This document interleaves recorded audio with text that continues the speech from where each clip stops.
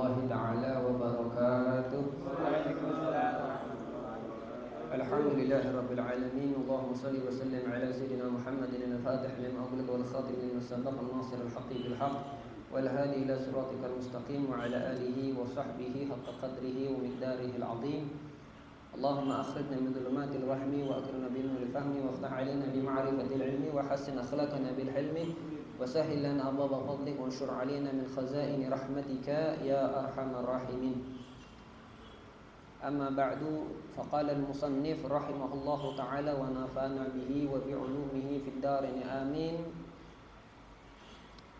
في كتاب الدعوة التامة وتذكرة العامة للإمام الحبيب عبد الله بن علي الحداد رضي الله تعالى عنه وعنكم إلى أن قال وقال معروف إنما الدنيا قدر يغلي وكنيف يملأ ويرمى به.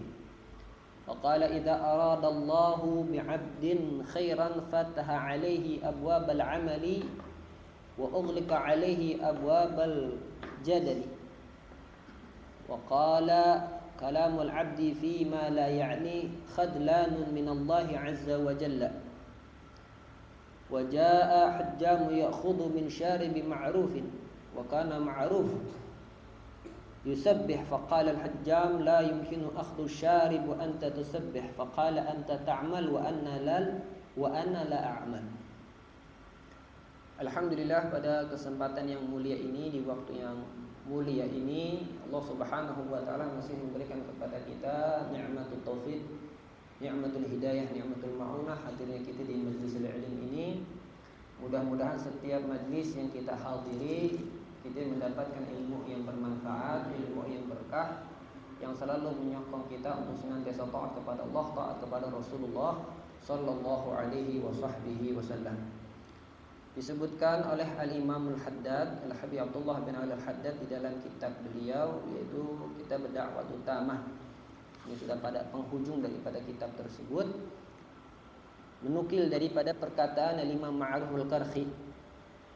Al-Imam Ma'ruf Al-Qarhi mengatakan innamad dunya kidrin ghalli wa kanayfin yamla wa yurma bih. Sesungguhnya, kata Al-Imam Ma'ruf Al-Qarhi, dunia itu gidrin ghalli, seperti wadah yang sedang memasak sesuatu. Artinya maknanya itu adalah berkaitan apa yang ada di dunia, ma fid dunya wa dunya, bukan hanya sekedar dunianya saja, tapi apa yang ada di dunia itu adalah sesuatu yang sifatnya panas.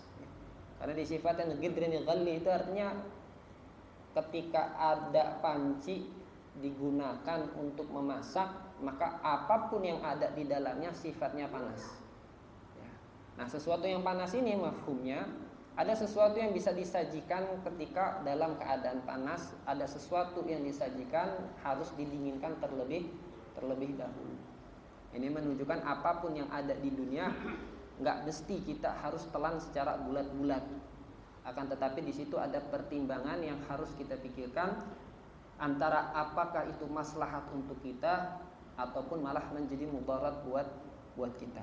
Bahkan ini juga bisa kita ketahui di dalam syariat.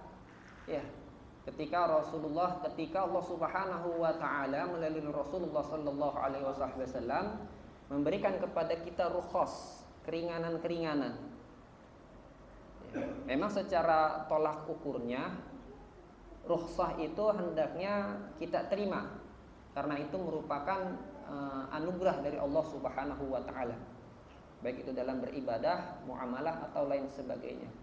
Akan tetapi banyak di antara para salafus saleh, orang-orang saleh, yang mereka mengamalkan rukhsah atau tidak mengamalkan rukhsah dengan niatan hal yang lain.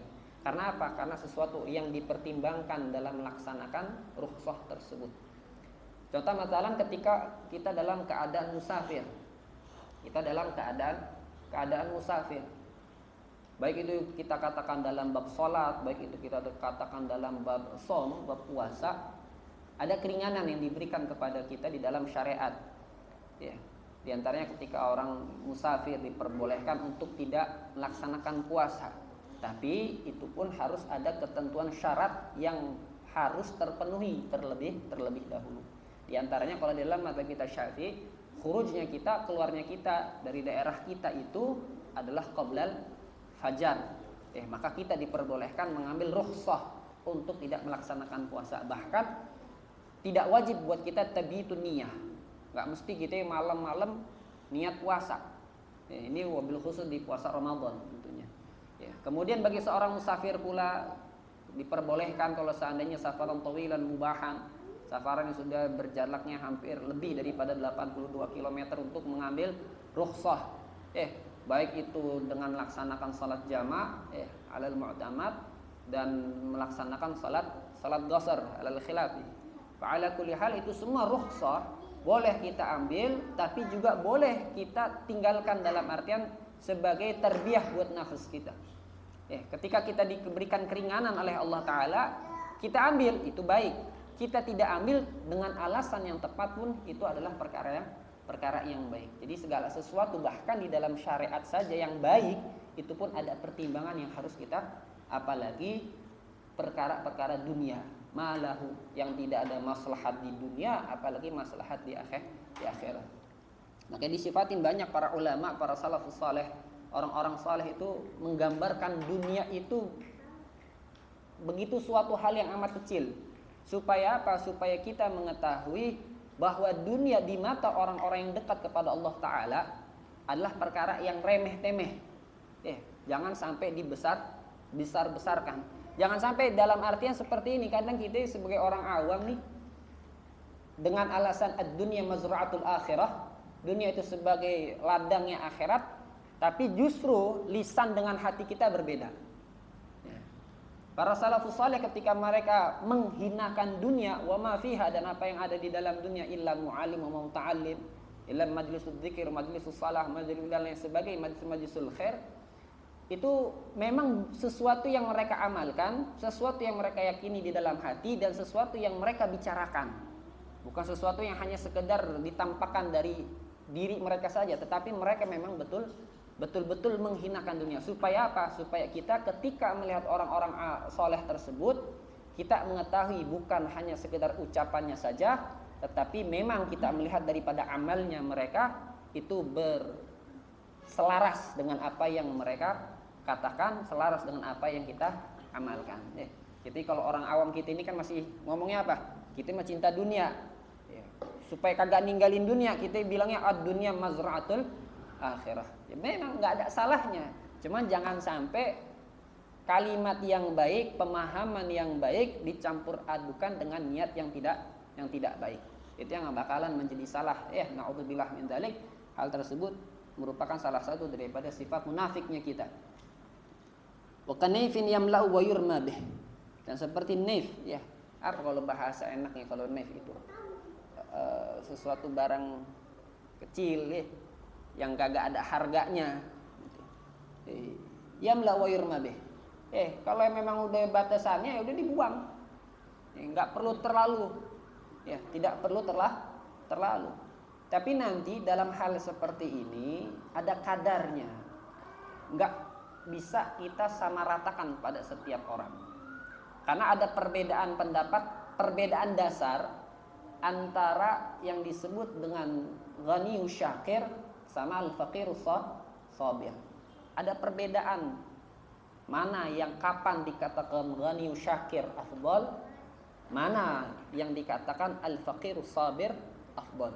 Kapan orang yang kaya dia bersyukur dikatakan lebih utama dibandingkan dengan al-faqirus sabir, orang fakir yang sabar. Itu magamnya masing-masing ada. Jadi kita nggak bisa pukul rata seperti itu. Kita nggak bisa pukul rata tuh yang seperti itu. Kalau kita katakan orang yang hanya sabar dengan apa yang ada di dunia, menjadikan fakirus sabir dengan keadaannya dia terima setelah qanaah dan dalam hatinya, maka mungkin pada haknya dia yaitu adalah al-faqirus sabir afdal minal ghaniyus syakir. Tapi ketika orang tersebut dia punya materi, dia punya kekuasaan, tetapi materi dan kekuasaan tersebut justru untuk membantu syiarnya Islam, itu lebih baik daripada dia. Ketika dia mampu, ketika memang dia mampu. Nah, kalau keadaan kita sudah kita katakan kita fakir, dalam artian kita secara keduniawiannya hanya secara cukup-cukup aja. Tapi kita mengharapkan ghani syakir, nggak sesuai dengan kadarnya kita. Justru malah bakal menyulitkan kita. Maka liguli magamin indahu magal. Setiap kedudukan itu tempatnya ada. Bagaimana cara kita beradaptasi di dalam hal tersebut? Supaya apa? Supaya kita seimbang antara dunia kita dan akhirat kita. Wa qala idza aradallahu bi khairan fataha alaihi abwabal amal. Beliau juga mengatakan apabila Allah Ta'ala menginginkan kebaikan terhadap seseorang, maka Allah Ta'ala akan membukakan padanya pintu-pintu amal. Tentunya yang dimaksud dengan pintu amal ini qablahul ilm. Sebelumnya yaitu adalah al-ilm. Karena kalau di dalam istilahnya Ahlus Sufi, ketika mereka mengatakan al-amal, itu pasti landasannya adalah al-ilm. Pasti landasannya itu adalah ilmu. Karena tidak dikatakan suatu amalan al-amal kecuali landasannya adalah ilmu. Itu ma'ruf. Artinya sesuatu istilah yang selalu digunakan oleh para ulama, oleh orang-orang saleh ketika mengatakan al-amal. Jadi buat kita yang masih tidak mengetahui dasar daripada landasan amal tersebut, untuk kita maka itu belum dikatakan sebagai amal. Makanya nggak heran kalau kadang-kadang ada beberapa keadaan ketika orang mau mengamalkan sesuatu, dia tergantung apakah diperbolehkan atau tidak. Kita bahasnya ijazah. Kita mau ngamalin sesuatu nih, ada ijazahnya apa kagak nih? Ada orang yang beranggapan gitu, kalau kita nggak ada ijazahnya, kagak bisa diamalin. Makanya dikatakan, kami sering mendengar, saya di Al-Habib Salim Syatiri, beliau mengatakan amal salaf al-ba'alawi ijazatuhum al-amal. Amal salaf ba'alawi, baik itu aurat, baik itu perbuatan amal saleh dan lain sebagainya, begitu kita melihat dan kita mengamalkan, menirunya, itu adalah ijazah. Berarti itu kita sudah diperbolehkan mengamalkan. Kenapa? Karena kita sudah mengamal. Fa ba'duhum, sebagiannya lagi butuh dengan kalimat ajaztukum. Tapi itu bukan sesuatu yang tidak ada di dalam amalnya arus salaf ba'alawi, sadah al-ba'alawi. Tetap itu ada. Akan tetapi yang penting kita ketika mengetahui itu adalah amalan-amalan baik, ketika kita mengamalkan, maka dari kalangan sadah al-ba'alawi fahuwal ijazah, maka itu adalah ijazahnya. Kenapa? Kita ngamalin. Kita mengamalkan. Kita nggak perlu yang bergantung kepada amalan itu dengan ijazah. Nah, itu kalau seandainya memang ketentuan dalam abwabul adzkar, Kalau seandainya itu min babil ilim, daripada perkara-perkara yang sangkut pautnya kepada al-ibadah makhsusah, ibadah-ibadah yang khusus, maka kewajiban yang pertama yaitu adalah al-ilm, yaitu adalah ilmunya. Karena kita sholat bukan dengan pengalaman, kita wudhu juga bukan dengan pengalaman, tapi semua ibadah itu harus berlandaskan dengan ilmu. Karena apa? Karena kalau Allah sudah membukakan memang kebaikan untuk dirinya, ya diamalkan. Kalau enggak memang diinginkan kebaikan, maka enggak ada amal yang Allah berikan. Karena apa? Karena itu adalah at-taufik. Itulah yang disebut dengan taufik dari Allah Subhanahu wa Ta'ala. Kemampuan kita untuk mengamalkan kebaikan, itulah yang disebut dengan at-taufik. Nilai yang paling mahal bagi seorang hamba yang anugerah dari Allah Subhanahu wa Ta'ala ketika waktu semasa hidupnya di dunia. Nilai yang paling mahal yang diberikan oleh Allah Ta'ala kepada seorang hamba. Wa aghlika alaihi abwabul jadal. Dan Allah Subhanahu wa Ta'ala akan menutup bagi dirinya abwabul jadal, segala pintu perdebatan.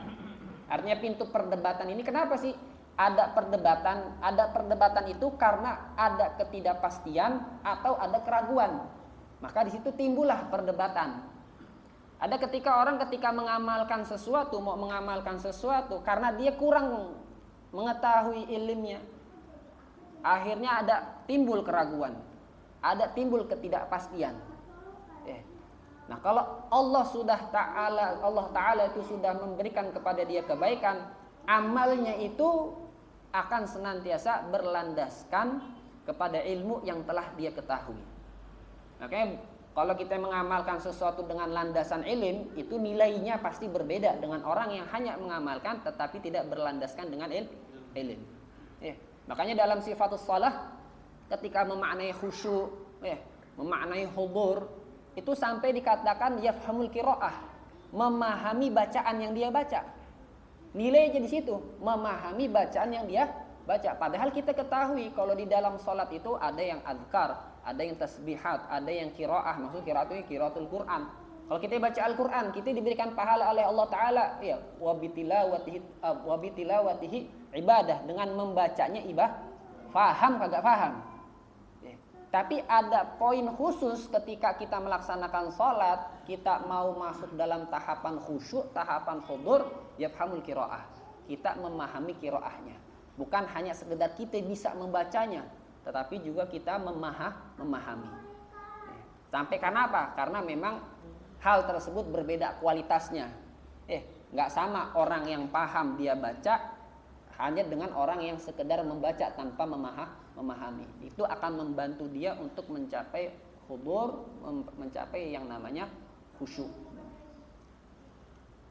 Wa qala kalamul 'abdi fima la ya'ni khadlan min Allah 'azza wa jalla. Berkata juga beliau bahwasanya ucapan seorang hamba yang tidak mempunyai manfaat kepadanya, tidak memberikan manfaat maslahat kepadanya, khadlan min Allah azza wa jalla, itu adalah bentuk penghinaan dia bentuk penghinaan Allah Ta'ala kepada dirinya. Kalau orang masanya gilwal-gol, ngomongin sesuatu yang gak ada maslahat dunia wala maslahat akhirah, ya juz boleh ala gadriha, sesuai dengan gadarnya aja. Ya bigadri ta'annus bih, sekiranya orang itu mendapatkan kesenangan, keringanan, tapi jangan sampai berlebihan dan jangan sampai menaruh hal yang tersebut sebagai tolak ukurnya. Ada orang ketika dia majlas gilwal-gol, ngomong ngalor ngidul, dia nikmat begitu. Dia nikmat yang kayak gitu. Ini yang dimaksud Al-Imam Ma'ruf Al-Qarqi. Orang yang model kayak gitu adalah bentuk penghinaan Allah Ta'ala terhadap dirinya. Kenapa? Karena dia disibukkan sesuatu yang tidak ada manfaat untuknya dunia wal akhirah. Makanya dalam Islam orang nganggur kagak disukai. Orang nganggur kagak disukai.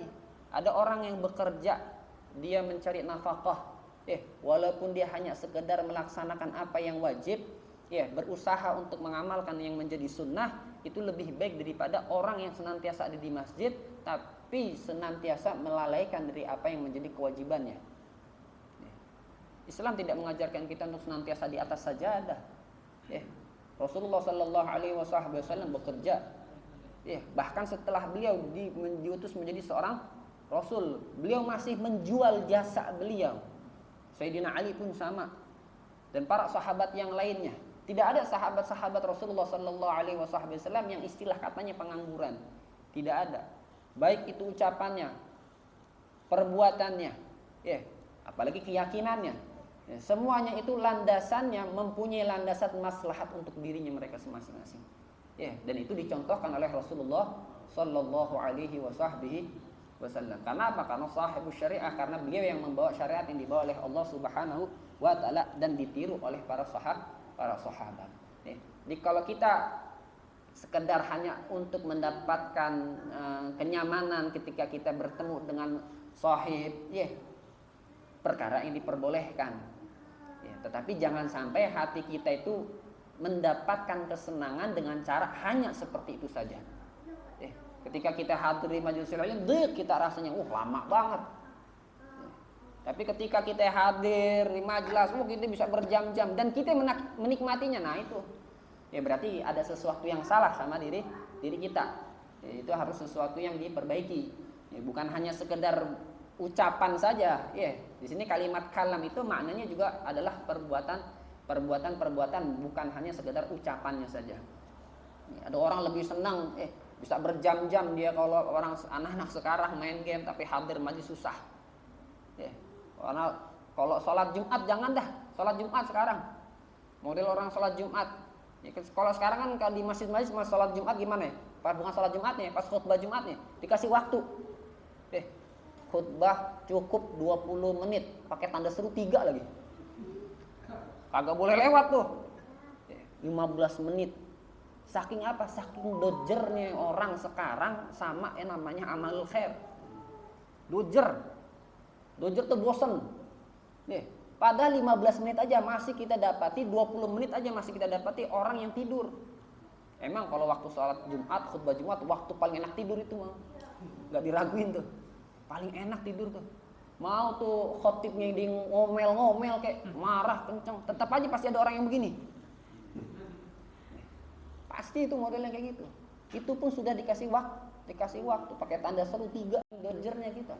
Padahal waktu saat itu kesempatan buat kita untuk bagi orang si khotib tersebut untuk memberikan nasihat, kesempatan buat orang yang malas atau hampir tidak pernah hadir di majlisul ilm untuk mendapatkan ilmu, tetapi mayubalun, nggak ada yang pedulinya dalam hal tersebut. Gampang bosennya kalau masalah to'at. Tapi kalau dalam selain hal tersebut, wah, kepentingan dunianya bukan main, masya Allah. Bahkan kadang-kadang, waktu pas lagi khutbah Jumat masih aja yang dagang.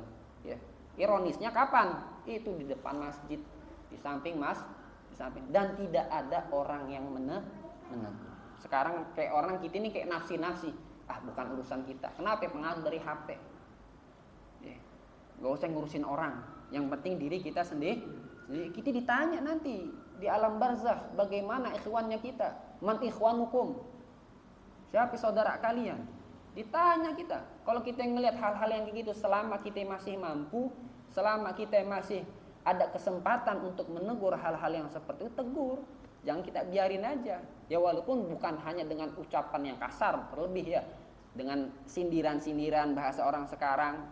Kita temuin lagi di masjid ada tukang gorengan apa, bilang pas sholat pulangnya besok bang, kalau jualan besok sholat Jumat dulu. Tegur aja kalimat gitu. Lah kirain lagi ngikut, bang masuk dulu bang di masjid bang. Kalimatnya begitu, jangan kita pulang akhirnya kita langsung tegur marah-marah, tuh orang juga akhirnya kabur. Bukan lagi kita dapat pahala, kita malah dapat bughd, dapat kebencian dari orang. Itu juga sesuatu hal yang nggak baik. Makanya kalau di dalam orang ketika dia berdakwah ataupun ketika dia taklim, nggak boleh kita berbicara sesuatu yang tidak dipahami oleh orang-orang secara awam. Kita datang kepada di majlisnya orang awam, membicarakan tentang magamat, membicarakan tentang uluhiyat yang tidak bisa diterima oleh akal orang awam, nggak boleh. Itu yutabar kalam la ya'ni. Kenapa? Karena tidak pada tempatnya. Kita berbicara ketika waktu di dalam majlisul khair, majlisul salawat ala Nabi sallallahu alaihi wasallam. Kita persilahkan pejabat takalam dan lain sebagainya. Majlisul khair, ada majlisul ilm. Biarkan orang yang punya ilm, biarkan orang yang tasaddar. Mereka orang-orang yang berbicara karena mereka berhak. Nah, hal-hal yang seperti ini yang merupakan ketika dilakukan berarti salah satu bentuk penghinaan Allah Ta'ala terhadap diri. Baik dia sadari ataupun tidak kita sadari. Mudah-mudahan kita terhindar dari hal-hal yang seperti itu dan dijaga oleh Allah Subhanahu wa Ta'ala dari senantiasa merendahkan diri kita di hadapan Allah Subhanahu wa Ta'ala dengan perbuatan-perbuatan yang tidak diridhai oleh Allah Subhanahu wa Ta'ala. Wa ja'a khudzam ya'khudhu min syaribi ma'ruf wa kana ma'ruf yusabbih. Wa qala al-hajjam la yumkinu akhdhu syarib wa anta tusabbih. Wa qala anta ta'mal wa ana la a'mal.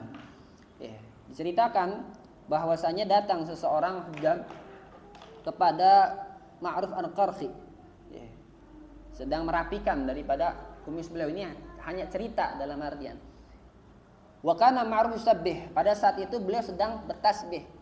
Orang namanya bertasbih kan berarti ada gerakan, sedangkan ini orang lagi nyalon, lagi potong rambut, lagi dicukur, dia masih qomat kamit.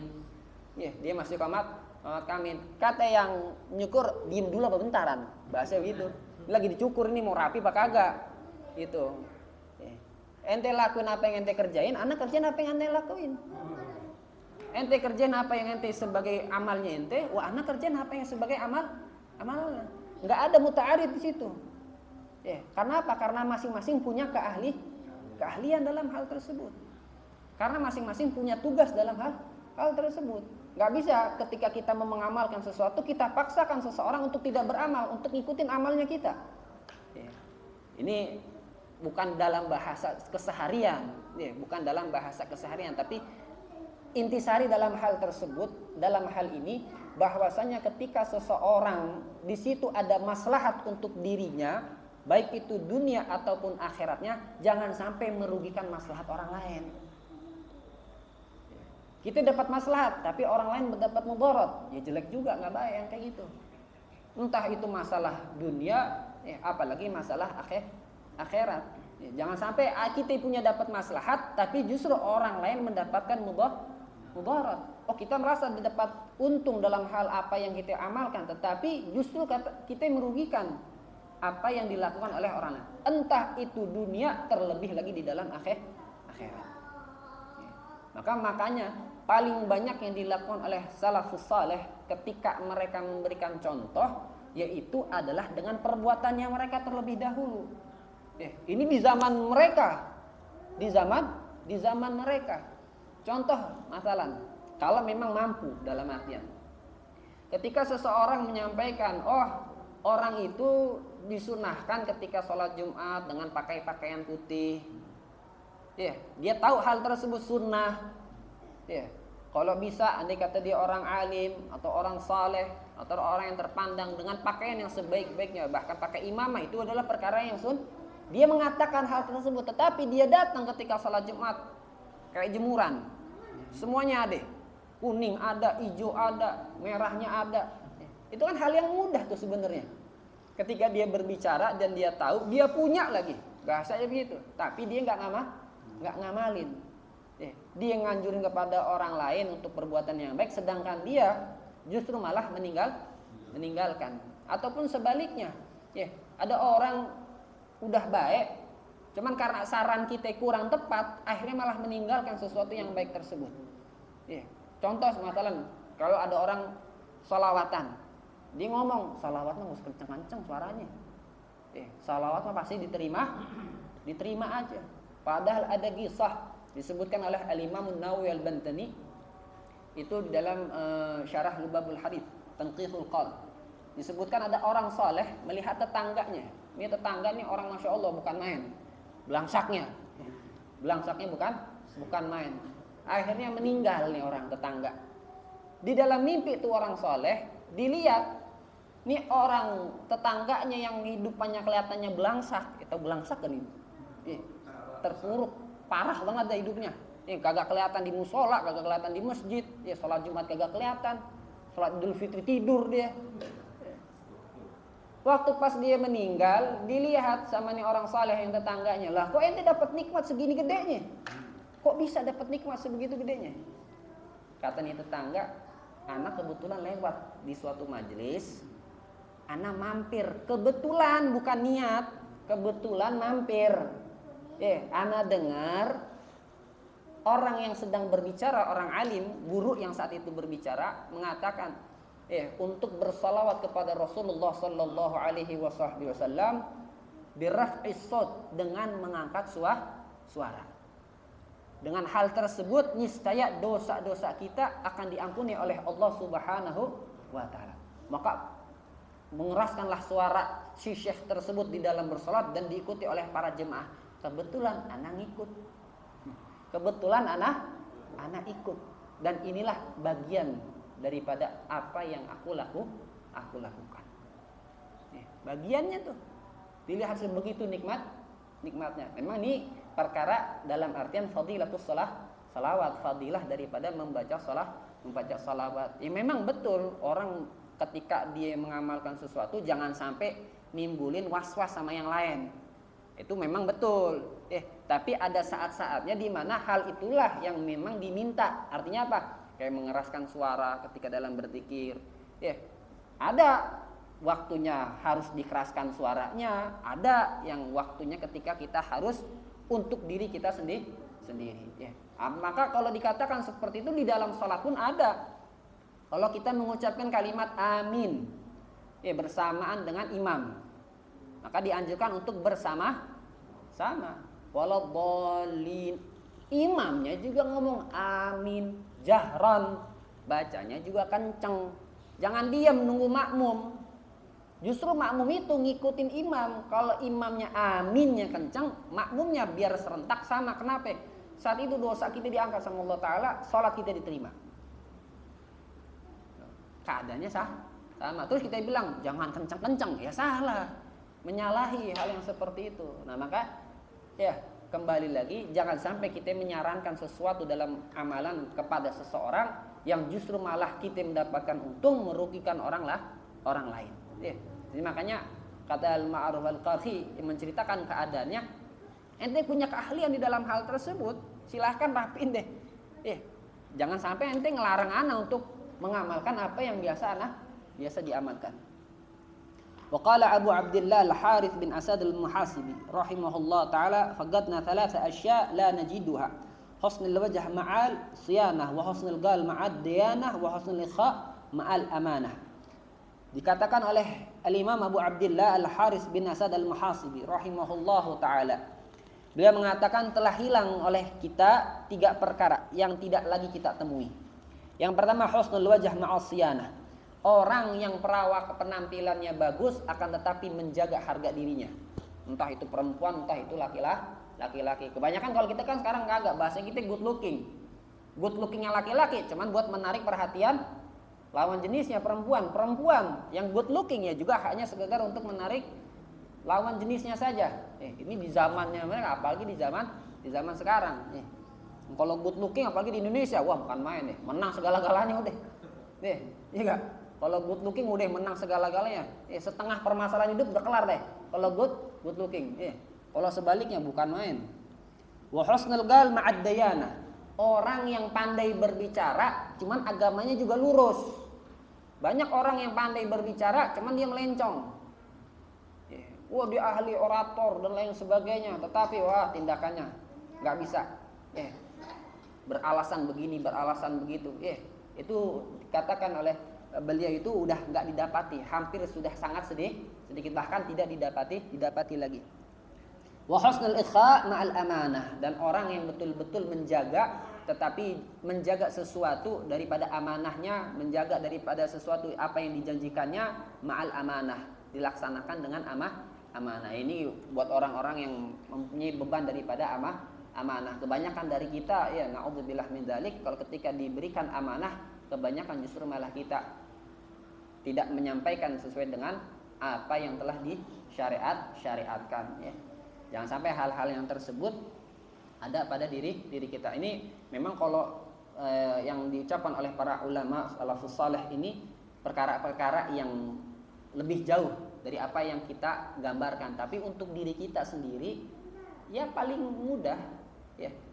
Kita mulai dari diri kita sendiri, dari hal-hal yang paling mudah untuk kita amalkan. Kita punya amanah untuk taat kepada Allah, taat kepada Rasulullah dengan hal yang paling mudah, itu yang kita jalankan. Ya, kita mengetahui bagaimana ketika adab kita memasuki majlis, itu yang kita amalkan, itu yang kita jalankan. Ya, ketika kita waktu bersama keluarga seperti apa, itu yang kita jalankan. Gak bisa kita menerapkannya bagaimana, atau kita memposisikan seperti orang alim, orang soleh yang kita ketahui. Kenapa? Karena nggak bakalan sama kita. Ya, kita masing-masing punya jalannya. Bagaimana cara kita menapakinya, ada yang jadi panutan.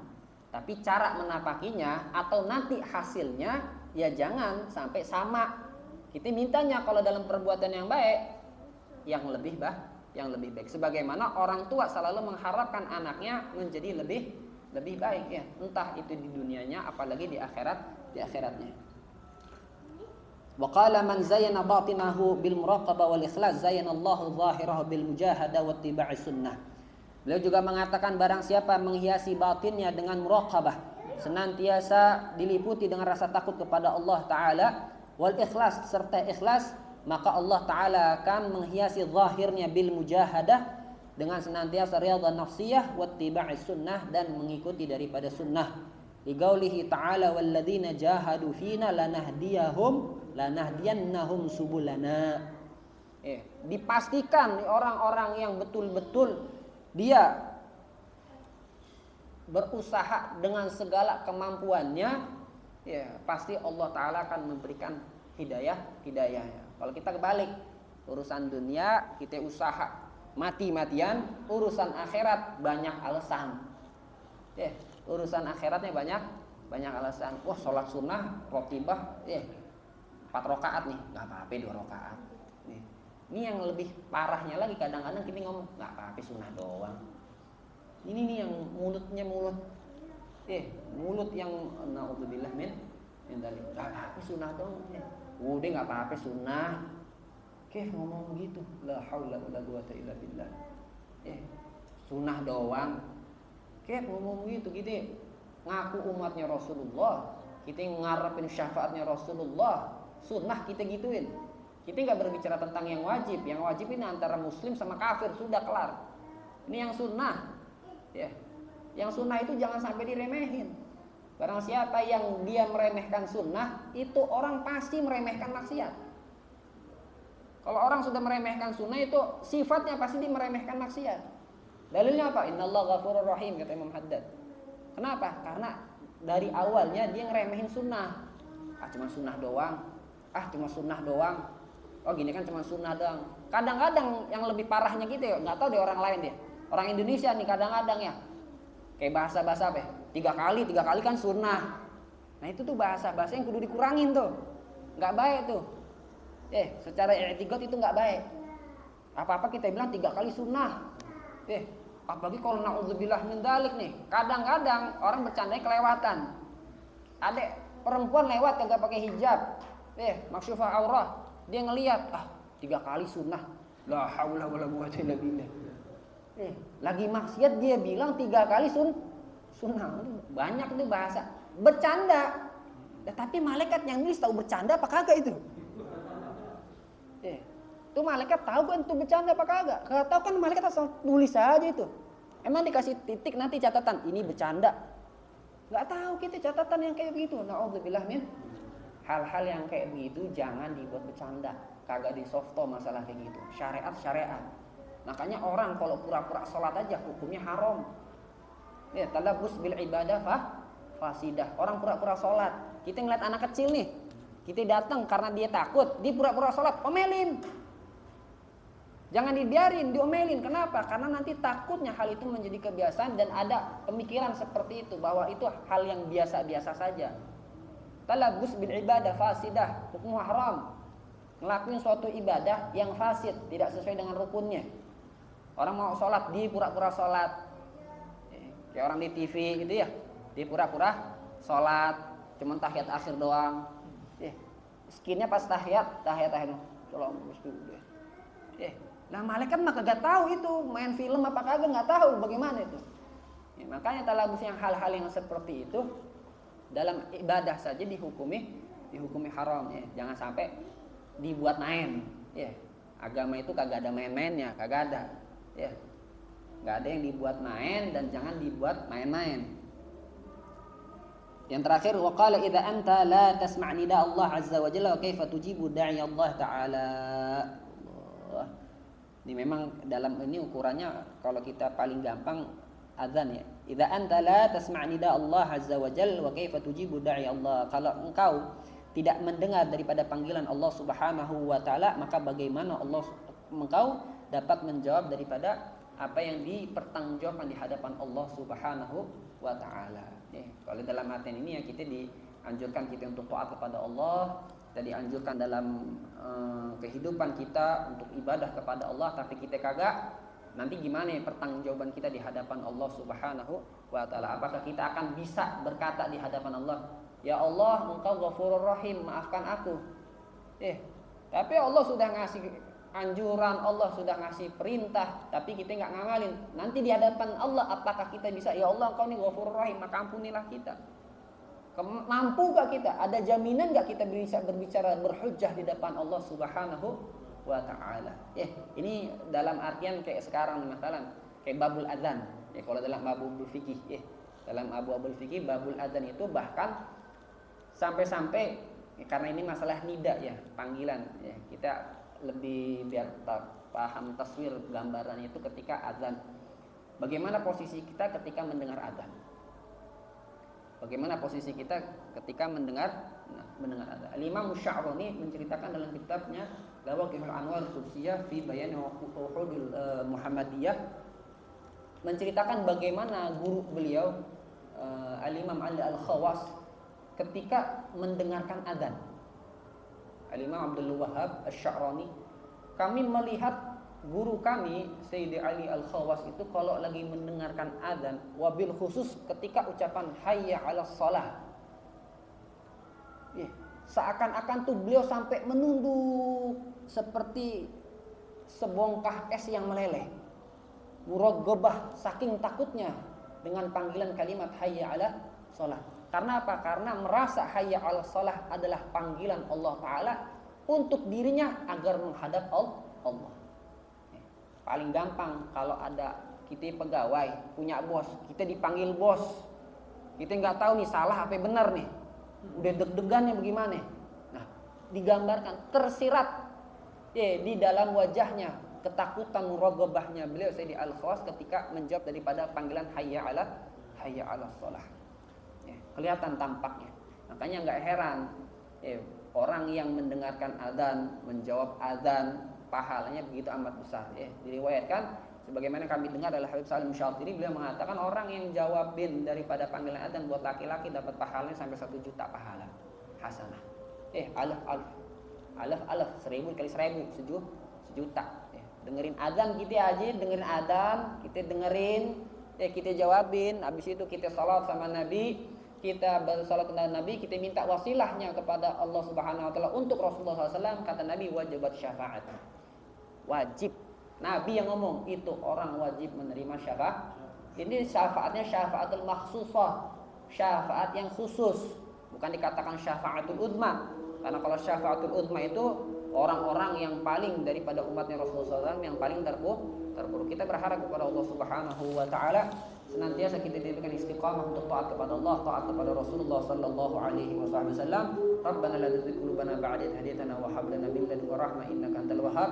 Rabbana atina fid dunya hasanah wa fil akhirati hasanah wa qina adzabannar wa adkhilna jannata ma'al abrar ya aziz ya ghafar ya rabbal alamin. Wa sallallahu ala sayyidina Muhammadin nabiyil ummi wa alihi wa sahbihi wasallam. Alhamdulillahi rabbil alamin. Assalamualaikum warahmatullahi wabarakatuh. Waalaikumsalam.